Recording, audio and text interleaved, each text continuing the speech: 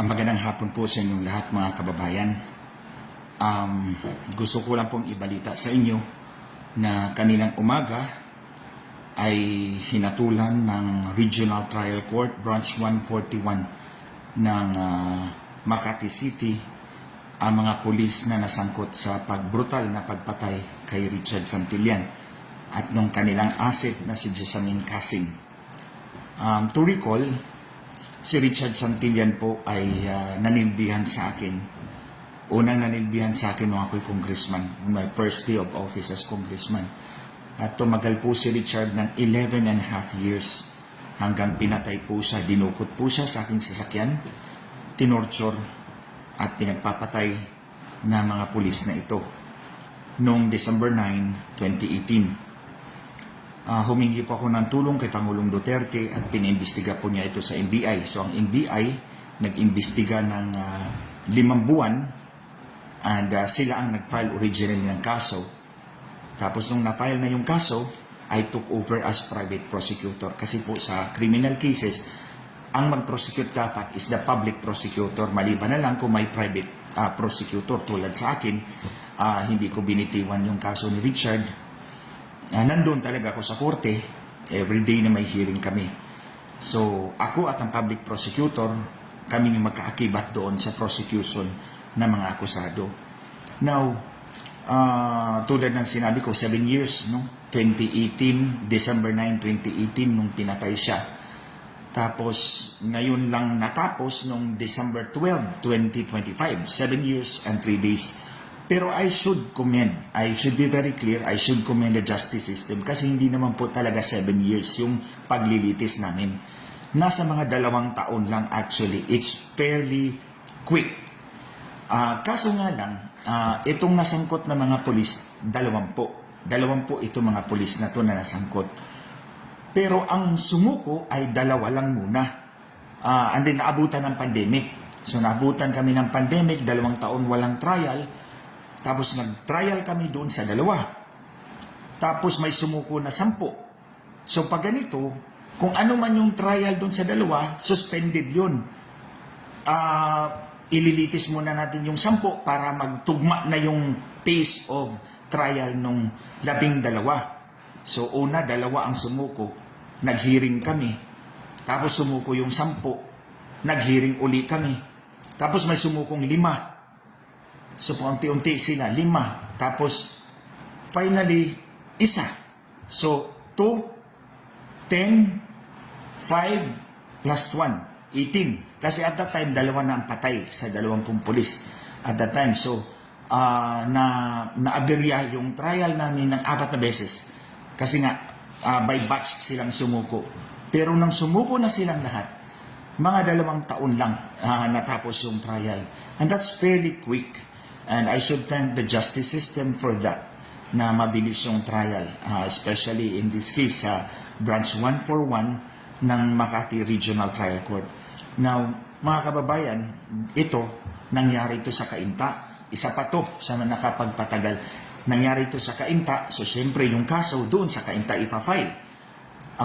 Tapos wala pang 1 buwan, nagpalabas ng order ang Korte Suprema, in-unload yung kaso namin kasi 8,000 ang backlog sa kaso sa korte na yun. Sa Cainta, 8,000 kaso. So, kung nandun kami, ewan ko kung gaano katagal yun. So, buti na-unload kami. So, nalipat kami sa Antipolo, RTC. Tapos, pina-inhibit ko yung isang judge, lumipat kami doon sa babang korte, sa same RTC.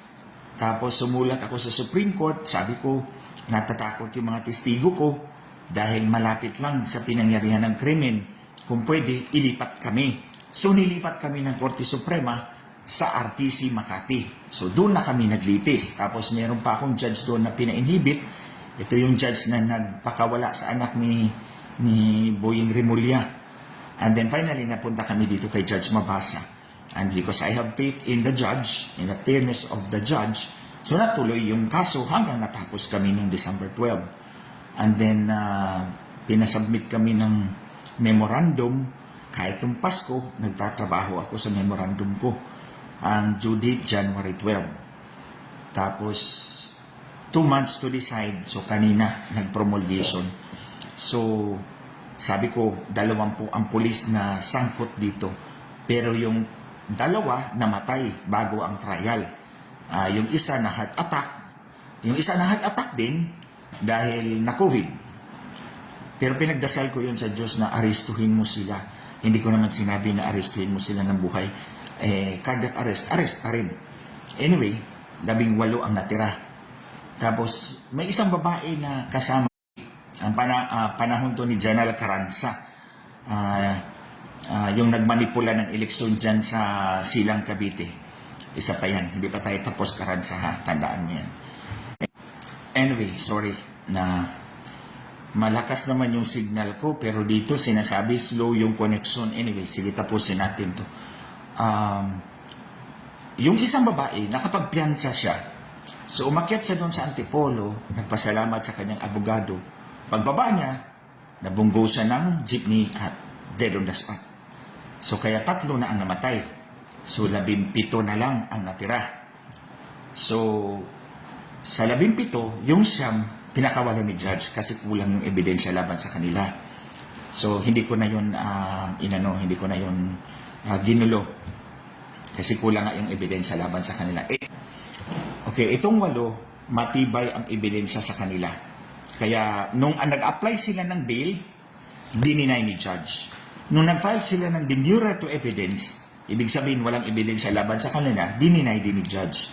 So kaya malaki na talaga ang pag-asa ko na ma-convicted. So kaninang umaga, they were sentenced to reclusion perpetua. Yung reclusion perpetua, mga kababayan, ang duration doon is 20 years and 1 day to 40 years. 2 reclusion perpetua yun kasi maliban sa pinatay nila si Richard Santillan, pinatay din nila yung kanilang asset na ginamit nila sa operation na yun. In fact, may isa kong testigo, sinabi niya, attorney, mayroong dala-dala si Jessamine na yung bag na nasa, yung sa dito, punong-puno ng laman. Pero nung natapos yung krimen, nawala ang bag. So, ang tingin ko, binayad yun sa kanya. Pero, binawi din nila yung binayad nila pagkatapos nilang binaril. Alam mo kung saan nila binaril yung babae, si Richard Santillan? Binaril nila dito sa dito, tumama. Tumagos sa heart, tumagos sa liver. Siyempre, dead on the spot. Hindi ko alam kung bakit ganito to. Maganda yung connection ko palagi rito sa bahay. But anyway, sige, hindi na muna ako magtatagal. Tapusin ko lang muna tong explanation ko sa inyo. So they are found guilty beyond reasonable doubt. Pinapabayad sila ng 225,000 in damages bawat isang biktima. Si Richard 225,000, si Jessamine Casing naman 225,000. So yun yung update ko sa inyo. Finally, nakamit din natin yung justice after 7 years. Although tulad na ng sinabi ko, hindi naman actually set. So yun lang po muna mga kababayan ang update ko sa inyo. The decision is 110 pages. Babasahin ko pa kayo kasi ngayong hapon ko lang natanggap yung in-email ng korte. So babasahin ko yun and then mag-live ulit ako, i-explain ko yung circumstances lahat. Pero ito lang muna yung update ko sa inyo, sa mga nagsubaybay po sa kasong ito. Thank you very much for your prayers. Thank you sa NBI, si Attorney Laika Digamo, si Attorney Ross Calob. Ito yung dalawang agents na nakatutok talaga sa kasong ito. Although I thank everyone in the NBI Death Investigation Division kasi ito yung point agency, point unit ng NBI na nag-imbestiga. At maganda talaga yung pagka-imbestiga nila. Although yung sa Siam, kulang nga talaga yung ebidensya sa kanila. So ulitin ko, itong kaso na to, $3 million ang binayad ni Smartmatic para takutin ako, para tumigil ako sa pagkikipaglaban sa kanila. Para labanan yung mga mandaraya sa ating halalan. Hindi nyo man alam yun mga kababayan. Somebody is fighting for you. For the last 15 years, from 2010 to 2025, until today, I'm still fighting. So tandaan nyo yung mga kababayan, hindi ako subuko, fighting for your future, for our country. $3 million ang binayad ni Smartmatic dito. Ultimately, they failed. Yung leader ng Smartmatic, kinakasuhan ngayon ng Department of Justice sa Amerika. He is facing more than 20 years in jail time. kapag they are found guilty. So, yung isa pang point person dito sa krimen na to, chairman dati ng Commission on Elections, Ginbol na. 2 years after pinatay si Richard. Ewan ko nito.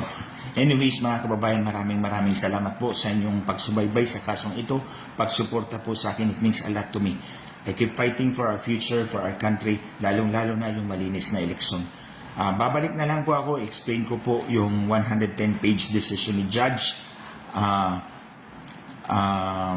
para maintindihan po ninyo ang lahat ng ito. At any rate, today, we achieve justice, even for one of our brethren lang. But it means a lot. I'll keep fighting for our country. Kayong mga kalaban namin, kalaban ng taong bayan, manigas kayo, wala kayong magawa.